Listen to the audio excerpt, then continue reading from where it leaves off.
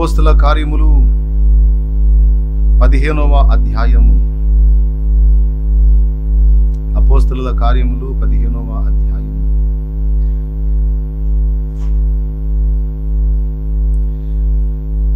పదమూడవ వచనం చదువుతున్నాను, చిత్తగించండి. యాకోబు ఇట్ల నేను, సహోదరులారా నా మాట ఆలకించుడి.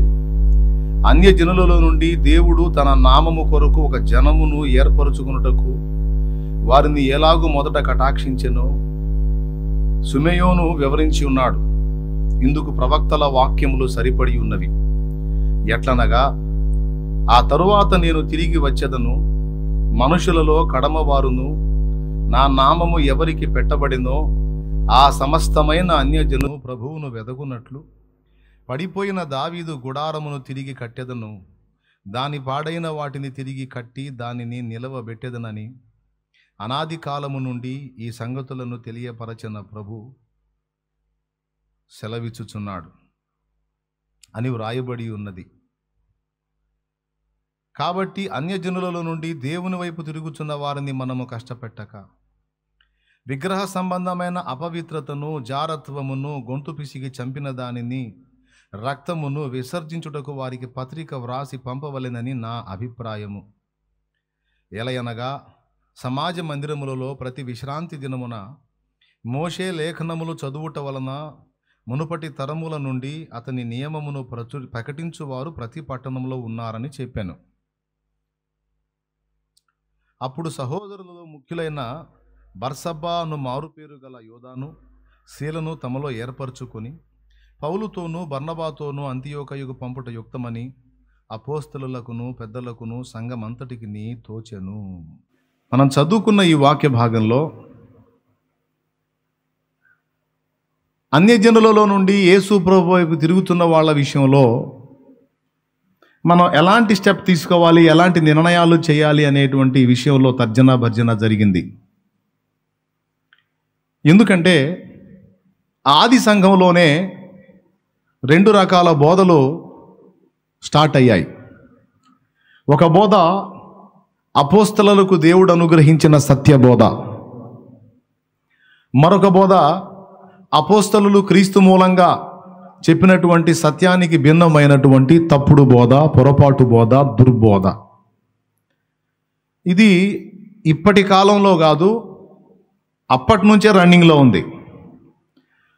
అపోస్తలులు వేసినటువంటి పునాది ఏంటంటే, మనం విశ్వాసము ద్వారా కృపచేతనే రక్షణ పొందుతాం. అది మన సొంత క్రియల వలనైనది కాదు, దేవుని కృప వలననే మన రక్షణ.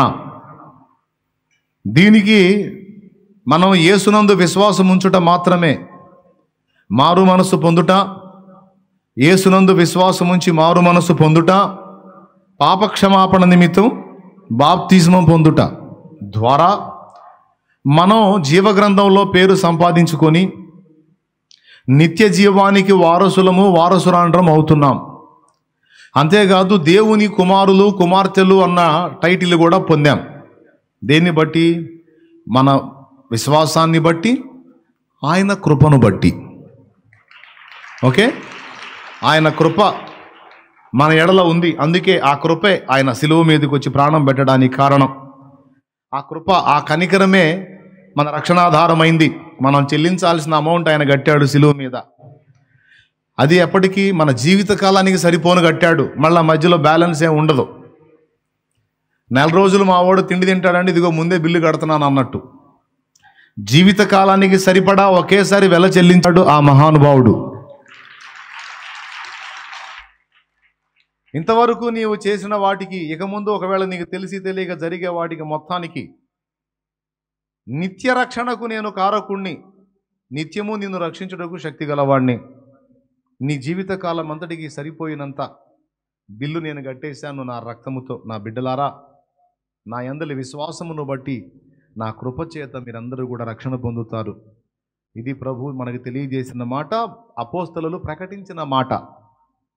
అయితే కొంతమంది జొరబడ్డారు. యూదులుగా ఉండి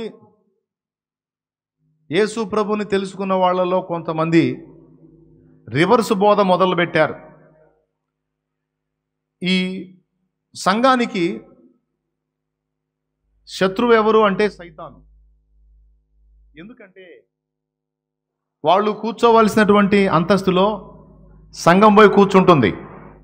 వాళ్ళు ఆశించిన హోదా వాళ్ళకి దక్కలేదు, అది సంఘానికి దక్కుతుంది.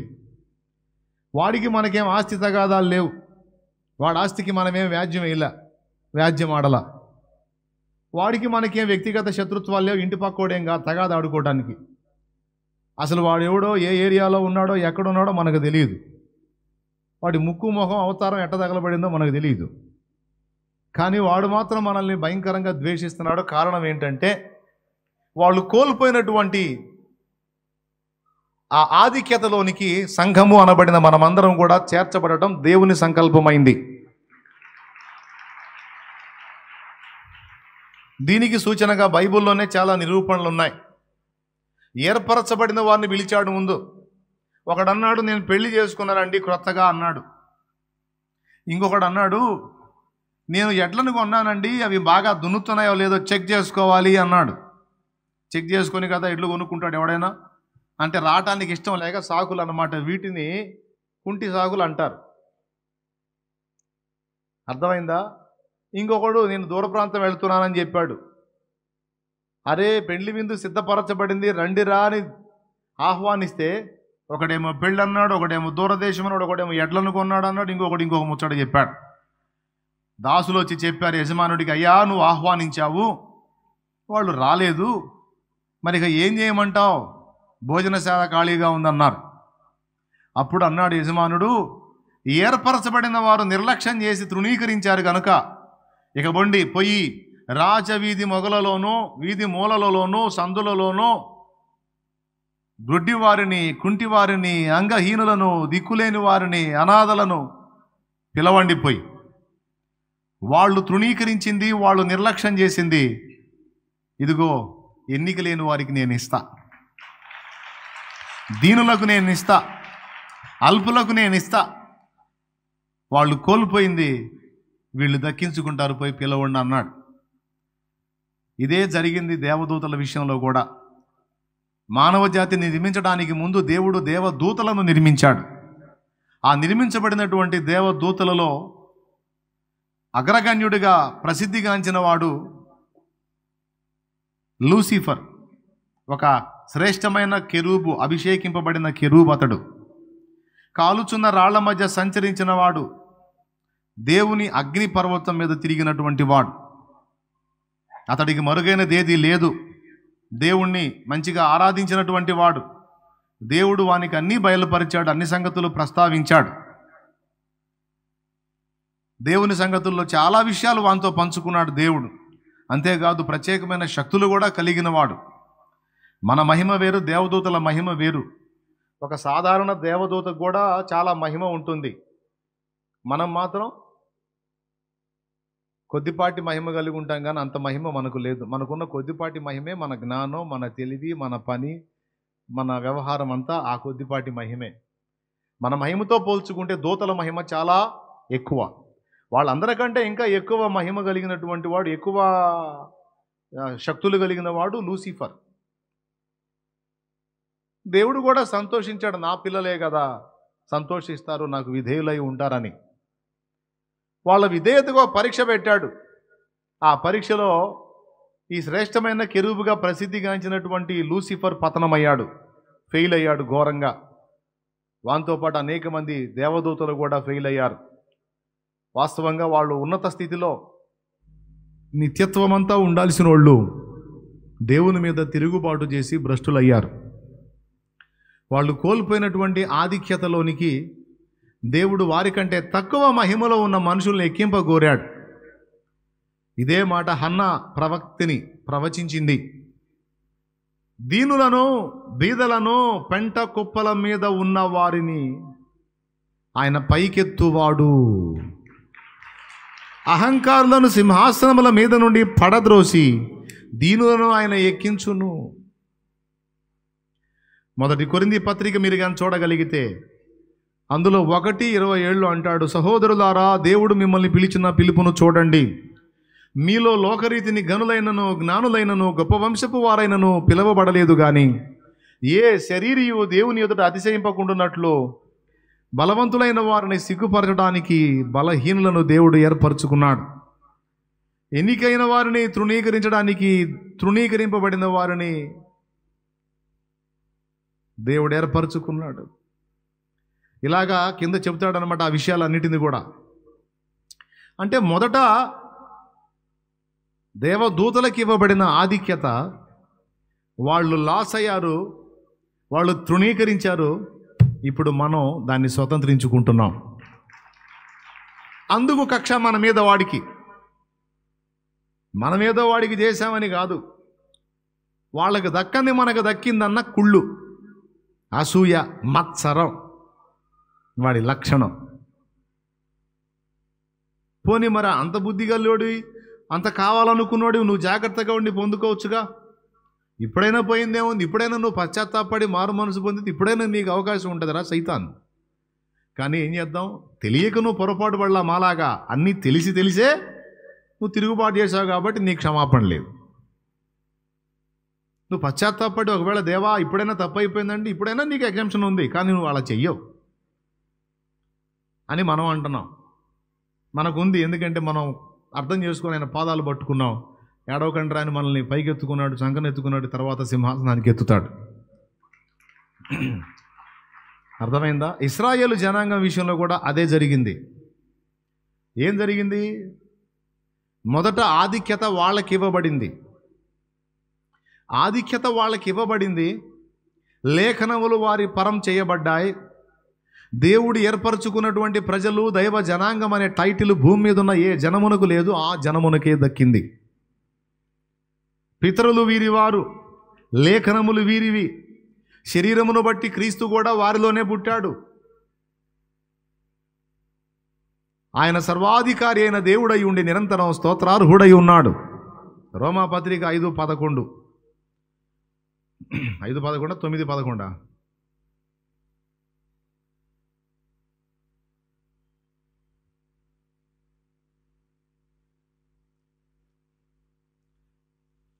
సరే నేనే చూస్తాలే. రోమాపత్రిక 5:30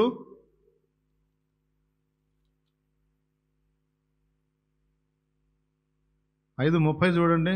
ఒక నిమిషం 9:5 అండి.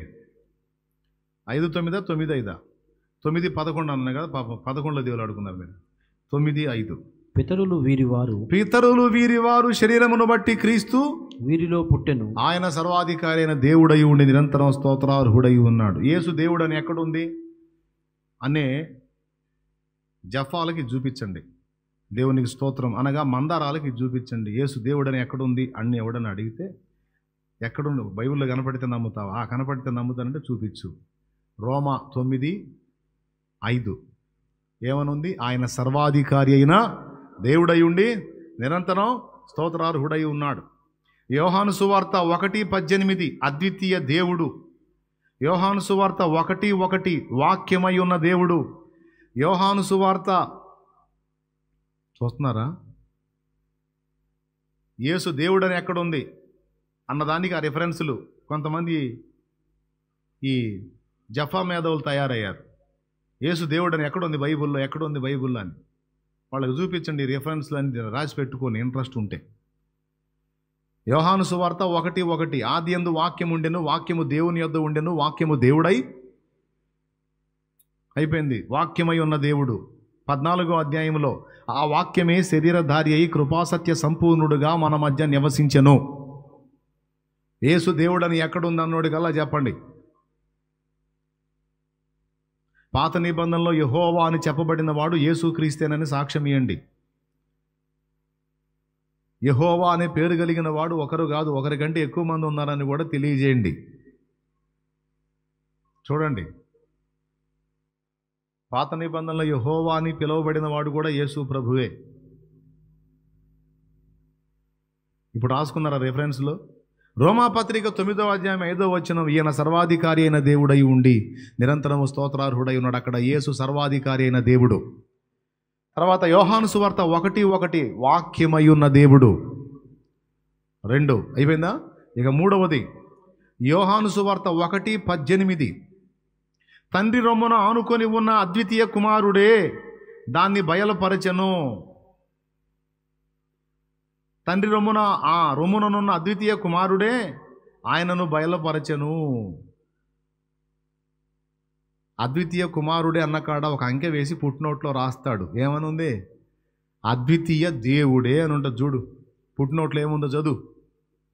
ఏముంది? అద్వితీయ దేవుడే. అద్దమ్మ, అద్వితీయ దేవుడే అని ఉంటుంది పుట్టినోట్లో కింద చిన్న లెటర్స్లో ఉంటుంది, చూసుకో.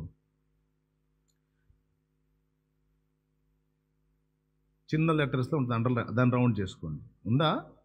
అద్వితీయ దేవుడే అని ఉంటుంది. రైట్. నంబర్ 3, యేసు అద్వితీయ దేవుడు, సర్వాధికారి అయిన దేవుడు, వాక్యమై ఉన్న దేవుడు, అద్వితీయ దేవుడు. తీతు 2:13 మహాదేవుడు. తీతు 2:13 పెన్ను ఉంటే దాన్ని నోట్ చేసుకో. కొన్ని మంచి విషయాలు అందిస్తాయి ఈరోజు, జాగ్రత్తగా వినండి. తీతు పత్రిక 2:13 మహాదేవుడు రాసేశారా? ఇప్పుడు యోహాను మొదటి పత్రిక 5వ అధ్యాయము 20వ వచనం నిజమైన దేవుడు అని ఉంటుంది, చూడండి.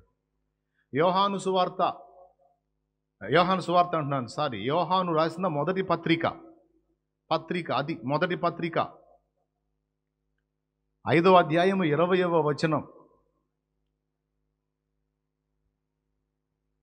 మనము దేవుని కుమారుడైన యేసుక్రీస్తునందున్న వారమై సత్యవంతుని యందున్నాము. ఆయనే నిజమైన దేవుడును నిత్య జీవమునై ఉన్నాడు. అద్దుగో నిజమైన దేవుడు నిత్య జీవమునై ఉన్నాడు. ఓకేనా?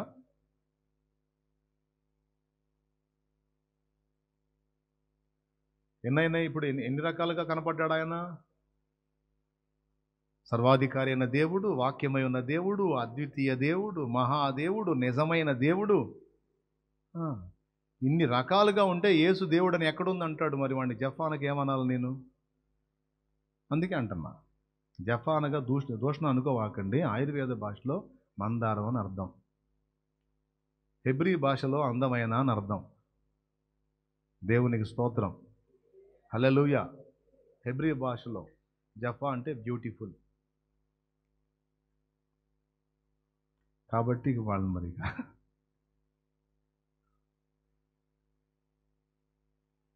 కాబట్టి ఇన్ని వచనాలు ఇయే కాదు, ఇంకా చాలా ఉన్నాయి. పాత నిబంధనలో యెహోవా, నూతన నిబంధనలో యేసుక్రీస్తు ఒకడే అనేది మీకు నిరూపణ కోసం యెషయా గ్రంథం 48వ అధ్యాయము 12వ వచనం నుంచి చదవండి ఒక్కసారి. యెషయా గ్రంథం 48:12 యెహోవా మాట్లాడుతున్నాడు. యాకోబు, నేను పిలిచిన ఇశ్రాయేలు, నాకు చెవియొగ్గి వినుము. ఈ మాట అనేది ఎవరండి? ఈ మాట అనేది ఎవరు? ఆయన పేరు ఏమిటో? యెహోవా. ఈ మాట అనేది యాకోబు, నేను పిలిచిన ఇశ్రాయేలు, నాకు చెవియొగ్గి వినుము అని ఇలా మాట్లాడేది ఎవరు? పెద్దగా చెప్పండి. యెహోవాయేగా. ఇంకెవరు ఎవరు ఉన్నారా? యెహోవాయే. ఈయనంట అంటున్నాడు, యాకోబు, నేను పిలిచిన ఇశ్రాయేలు, నాకు చెవియొగ్గి వినుము, నేనే ఆయనను. అద్దుగో, నేనే ఆయనను. ఎవరు ఆయన? ఆయన మనుషుల ఆంతర్యం ఎరిగిన వాడు గనుక ఆయనకు ఎవరిని గూర్చి ఎవడునో బోధింపనక్కర్లేదు. ఎవరో ఆయన. ఆయన వారితో అద్దరికి వెళ్ళుదామని చెప్పగా వారు ఆయనతో కూడా దోణి ఎక్కిరి. ఎవరు ఆయన? ఆయన కొండ దిగి రాగా ఆయన శిష్యులు ఆయన యొద్దకు, ఈ ఆయన ఆయన ఆయన ఆయన 100 సార్లు ఉంటుంది. ఎవరు ఈయన? ఎవరు ఈయన? ఎవరు ఆయన? పాత నిబంధనలు, నేనే ఆయనను. అద్దుగో,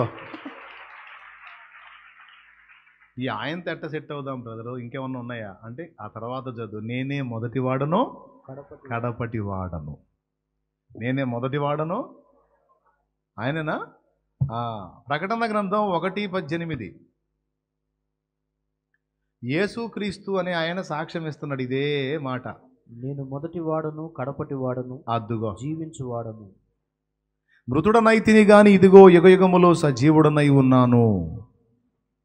ఇప్పుడు చెప్పండి, మొదటి వాడను కడపటి వాడను నేనే అని పాత నిబంధన యెషయా 48:12 యెహోవా అన్నాడు. అదే మాట క్రొత్త నిబంధన ప్రకటన గ్రంథం 1:18 యేసుక్రీస్తు అన్నాడు. ఇప్పుడు చెప్పండి, యెహోవాయే యేసుక్రీస్తు అయినప్పుడు, యెహోవా దేవుడైనప్పుడు యేసుక్రీస్తు ఎవరు? అది మళ్ళీ వెంటనే కొంతమంది అంటారు, అట్టయితే యెహోవా యేసుక్రీస్తు అంటే మళ్ళీ తండ్రి ఆయనే, కుమారుడు ఆయనే, పరిశుద్ధాత్మ ఆయన అంటే కాదు. మళ్ళీ తండ్రి అయిన యెహోవా మళ్ళీ ఆయన వేరుగున్నాడు. మళ్ళీ దానికేమిటి నిరూపణ? అదే అధ్యాయం మీరు జాగ్రత్తగా కిందికి చదివితే అక్కడే తేలిపోయింది వ్యవహారం. ఇప్పుడు 12వ వచనం మళ్ళీ ఒక్కసారి మీరందరూ శ్రద్ధగా నాకు వెళ్ళి చూసి చదవండి. యాకోబు, నేను పిలిచిన ఇశ్రాయేలు, నాకు చెవియొగ్గి వినుము. ఇప్పుడు నాకు వెళ్ళి చూడాలి మీరు. ఈ మాట అంటుంది ఎవరు? పెద్దగా చెప్పాలి, ఇంకోసారి చెప్పాలి. యెహోవాయేగా? చెప్పండి. 16వ వచనం చదువు. ఆది నుండి నేను రహస్యముగా మాట్లాడిన వాడును కాను. ఆది నుండి నేను రహస్యముగా మాట్లాడిన వాడును కాను. అది పుట్టిన కాలము మొదలుకొని నేను అక్కడ నున్నవాడను. ఇప్పుడు ఈ మాట మాట్లాడుతుంది ఎవరు? ఆది నుండి నేను రహస్యముగా మాట్లాడిన వాడను కాను, అది పుట్టిన కాలం మొదలుకొని నేను అక్కడ ఉన్నవాడనంటే ఈయన ఆది సంభూతుడు. ఆది అనేది, ప్రారంభం అనేది పుట్టినప్పుడు నేను అక్కడ ఉన్నాను అంటే ఈయన ద్వారానే సమస్తము కలిగింది కనుక ఈయనే ఆది సంభూతుడు. ఈయన యెహోవానేగా? ఏమండి, యెహోవానేగా? అయితే ఆయన అంటాడు, ఈయనొక యెహోవాయు ఉండి, అయితే ఇప్పుడు ప్రభువగు యెహోవాయు ఆయన ఆత్మయు నన్ను పంపెను అన్నాడు. చూడు, ఇప్పుడు ప్రభువగు యెహోవాయు ఆయన ఆత్మయు నన్ను పంపెను. బ్రదర్ అది యెషయా అయి ఉండొచ్చు కదా అని మీరు అంటారేమో. యెషయా అయితే ఆది నుండి నేను రహస్యముగా మాట్లాడిన వాడను కాను అంటే ఆదిలో యెషయా ఉన్నాడా? ఆదిలో యెషయా లేడు, యేసుక్రీస్తే ఉన్నాడు. కాబట్టి ఇక్కడ యాకోబు నేను పిలిచిన ఇశ్రాయేలు అని మొదలుపెట్టి మాట్లాడుతున్నవాడు 16వ వచనం వరకు యెహోవా.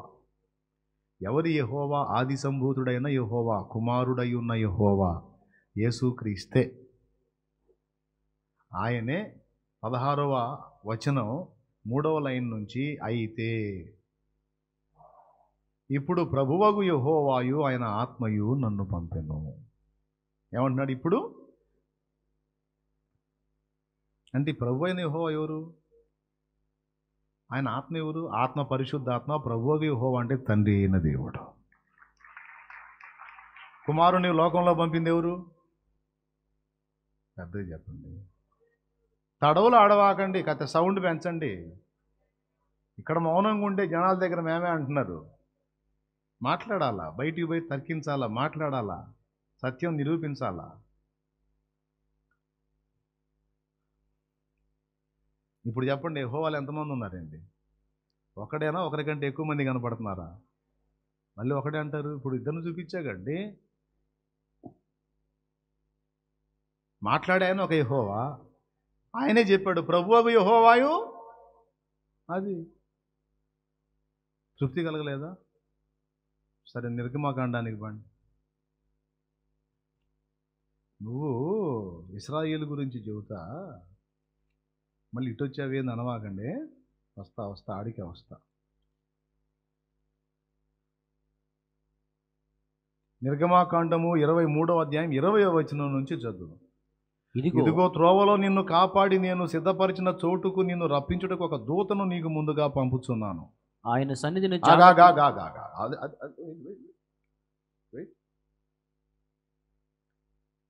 ఈ మాట మాట్లాడుతున్న ఆయన ఎవరు? ఈ మాట మాట్లాడుతున్న ఆయన ఎవరు? ఇదిగో త్రోవలో నిన్ను కాపాడి నేను సిద్ధపరిచిన చోటుకు నిన్ను రప్పించుటకు ఒక దూతను నీకు ముందుగా పంపుచున్నాను అన్న ఆయన ఎవరు? ఆయన పేరేంది? పెద్దగా చెప్పండి. యెహోవా. అయితే ఆయన చూడు ఏమంటున్నాడు, కిందికి చదువుకోండి, మొత్తం చదువుకోండి. ఆయన సన్నిధిని జాగ్రత్తగా నుండి ఆయన మాట వినవలెను, ఆయన కోపము రేపవద్దు, మీ అతిక్రమములను ఆయన పరిహరింపడు, నా నామము ఆయనకున్నది అన్నాడు. ఈ మాట మాట్లాడే ఆయన నామం ఏంది? ఈ దూత కూడా ఏ నామం ఉందంట?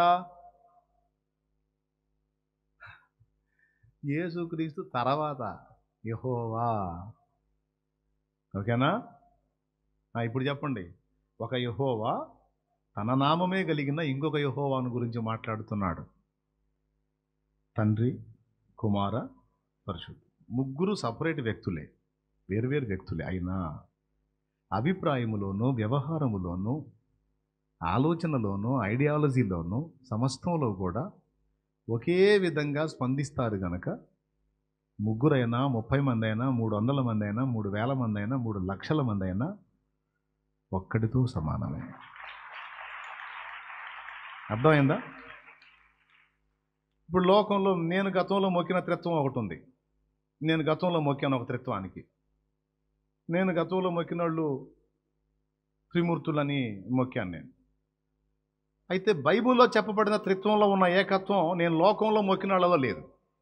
వాళ్ళు ఒకరి మీద ఒకడు కొట్లాటేసుకొని, ఒకరినొకళ్ళు కొట్టుకొని గందరగోళం చేసుకున్నారు. ఒకరి భార్యను ఒకరు మోహించారు. అది నేను చదివి చెబుతున్న విషయం. ఎవిడెన్స్ కూడా నా దగ్గర ఉన్నాయి. కానీ బైబిల్లో చెప్పబడినటువంటి త్రిత్వంలో మాత్రం పొరపాటును కూడా ఆ ఛాయ కనపడదు.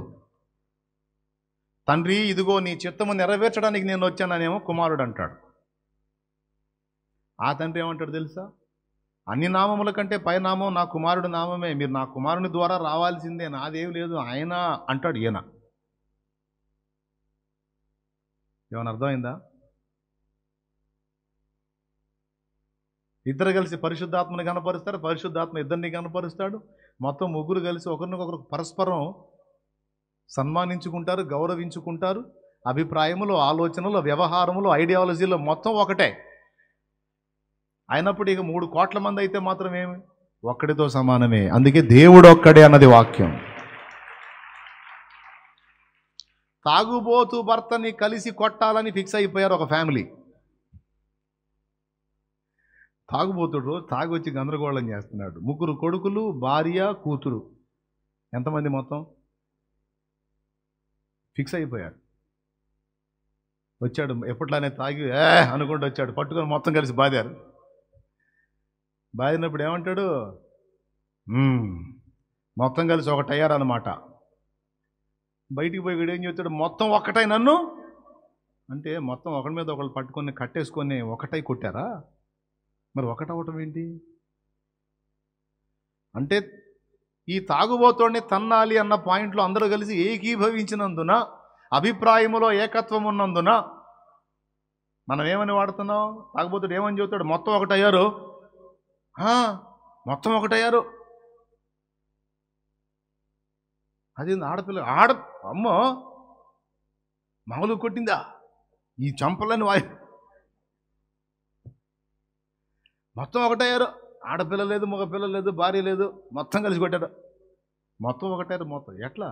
వీడిని తన్నాలన్న పాయింట్లో అందరూ ఏకీభవించినందున ఒక్కటైతిరి, ఒక్కడే అయితిరి అన్న లాజిక్ ప్రకారం అభిప్రాయములో, ఆలోచనలో, వ్యవహారంలో, ఐడియాలజీలో, సమస్తములో ఏకత్వం ఉన్నప్పుడు దేవుళ్ళు ముగ్గురు గారు, దేవుడు ఒక్కడే అవుతాడు. ఇది దైవత్రిత్వాన్ని అర్థం చేసుకోవాల్సిన పద్ధతి. హల్లెలూయా. తండ్రి కుమారుణ్ణి కనపరుస్తాడు, కుమారుడేమో నాదేం లేదు అంత తండ్రి చిత్తం అంటుంటాడు. అసలు ఎంత సుందరంగా ఉంటుందో. ఇప్పుడు ఇంతకీ యెహోవా వాళ్ళిద్దరా ఒకడా? ఇద్దరు వల్లే కనబడుతున్నారు, కానీ ఏకాభిప్రాయం కలిగిన వారు కనుక ఇద్దరు కాదు, చూపులకు ఇద్దరు కనపడతారు, ముగ్గురు కనపడతారు, కానీ అన్నింట ఏకత్వం ఉన్నందున దేవుడు ఒక్కడే అనాలి. దేవుడు ఒక్కడే, కానీ దేవునిలోని వ్యక్తిత్వములు 3, వ్యక్తులు 3. వ్యక్తులుగా 3 ఉన్నారు, కానీ మళ్ళీ వ్యక్తిత్వములు 3 వ్యక్తిత్వాలు 3 మెంటాలిటీస్ కాదు. మళ్ళీ వ్యక్తులు 3, అభిప్రాయం ఒక్కటే. కనుక 1 + 1 + 1 = 3. No, not 3. 1 + 1 + 1 = 1. అది దేవునికి స్తోత్రం. అది దైవత్రిత్వాన్ని అర్థం చేసుకోవాలి. ఇప్పుడు ఒక చరణం వాడుకుందాం. నా తండ్రి కుమారా పరిశుద్ధాత్ముడా, నా తండ్రి కుమారా పరిశుద్ధాత్ముడా, త్రియేక దేవా ఆది సంభూతుడా, నిన్ను నేనేమని ఆరాధించెదా. త్రియేక దేవా ఆది సంభూతుడా, నిన్ను నేనేమని ఆరాధించెదా. జ్యోతిర్మయుడా నా ప్రాణప్రియుడా, స్తుతి మహిమలు నీకే. నా ఆత్మలో అనుక్షణం, నా ఆత్మలో అనుక్షణం, నా అతిశయము నీవే, నా ఆనందము నీవే, నా ఆరాధన నీవే, నా అతిశయము నీవే, నా ఆనందము నీవే, నా ఆరాధన నీవే. దేవునికి మహిమ. యేసు దేవుడన్న మాట ఎన్ని చోట్ల ఉందో చూపించా. కొన్ని చోట్లే సుమా. పాత నిబంధనలో చెప్పబడిన యెహోవా సైతం యేసుక్రీస్తునన్న నిరూపణ కూడా మీకు చూపించా. భక్తులకు దృశ్య రూపంగా ఎప్పుడు కనబడిన యేసయ్యే కనబడ్డాడు. అర్థమైందా? తండ్రి కనపడ్డా, తండ్రి కనపడ్డు. ఒకవేళ తండ్రి కూడా కనపడ్డాడు అంటే ఆ తండ్రి దృశ్య రూపాన్ని మనకు చూపించిన వాడు కూడా యేసయ్యే. తండ్రి రొమ్ముననున్న అద్వితీయ కుమారుడే ఆయనను బయలుపరచను అంటే అర్థం అది. ఆయనను బయలుపరిచాడంట అంటే ఆయనను చూపించాడు, ఆయనను వెల్లడి చేశాడు, ఆయన గురించి వెల్లడి చేశాడు. మరి తండ్రి ఎక్కడుంటాడు? తిమోతికి రాసిన మొదటి పత్రిక 6వ అధ్యాయము 15వ వచనంలో ఉంటాడు. చూడండి. శ్రీమంతుడును అద్వితీయుడునకు సర్వాధిపతి అద్దుగో యుక్త కాలముల యందు ఆ ప్రత్యక్షతను శ్రీమంతుడు అద్వితీయుడు అయిన సర్వాధిపతి యుక్త కాలముల యందు ఆ ప్రత్యక్షత నీకు కనపరచును. ఆయన సర్వాధిపతి, రాజులకు రాజును, సర్వాధిపతి రాజులకు రాజును, ప్రభువులకు ప్రభువునై ఉండి సమీపింపరాని తేజస్సులో ఆయన మాత్రమే వసించుచు అమరత్వము గలవాడై ఉన్నాడు. అద్దుగో.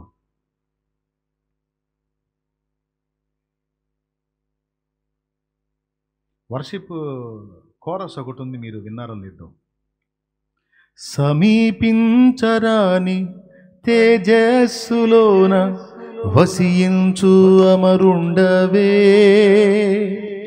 శ్రీమంతుడామెన్ సర్వాధిపతివే, నీ సర్వము నాకిచ్చితివే.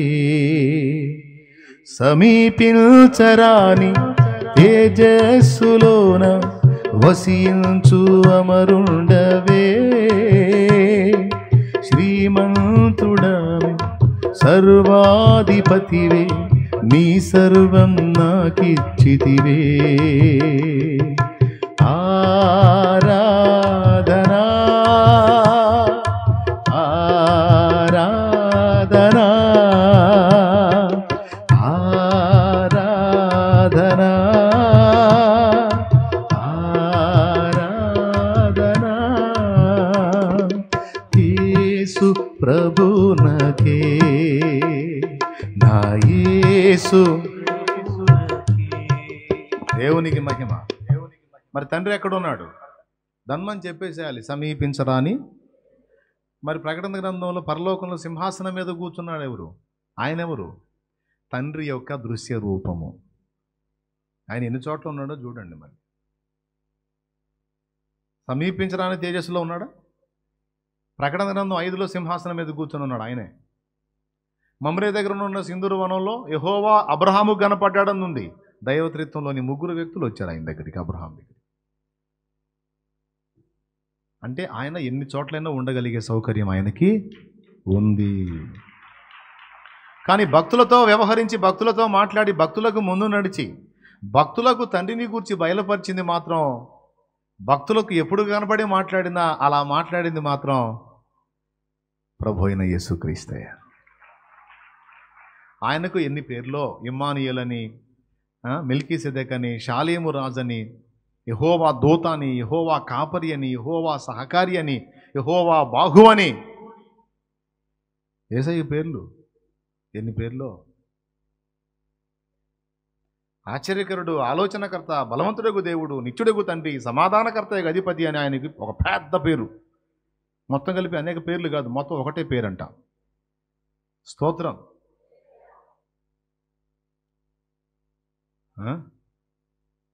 మరి అదే ఆయన స్టోరీ. ఇప్పుడు మీకు ఈ సందర్భంలో రెండు చెప్పా. త్రిత్వాన్ని ఎలా అర్థం చేసుకోవచ్చో చెప్పా. యేసు దేవుడని బైబుల్ ఎన్ని చోట్ల నిరూపణ ఉంది, ఎన్ని రకాలుగా ఉందో మీకు స్పష్టత ఇచ్చా. జాగ్రత్తగా ఇవి కానీ గుర్తు రాసుకోగలిగితే ఎవరైనా మిమ్మల్ని వాదించినప్పుడు, తర్కించినప్పుడు వాళ్ళకి రిటర్న్ కౌంటర్ ఏం వేయాలో మీ దగ్గర నోట్స్ ఉంటుంది. లేకపోతే ఎరుముఖం వేసుకొని చూడాల్సి వచ్చింది. ఇక నాకు సంబంధం లేదు, మాకు ఈ శాలెం ఏమన్నా చెప్పలేదంటే మాత్రం మర్యాదగా ఉండదు.